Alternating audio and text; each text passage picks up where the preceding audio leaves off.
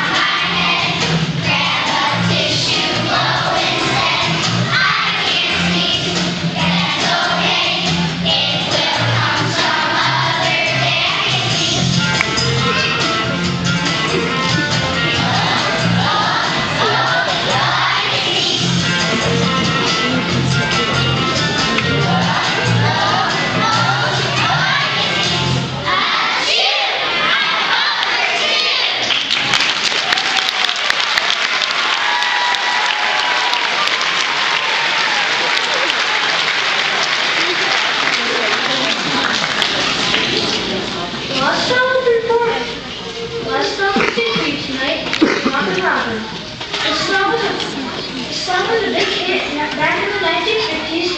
It was made popular again when Michael Jackson did an arrangement. We had a lot of fun learning this song and performing for you tonight. Thank you again.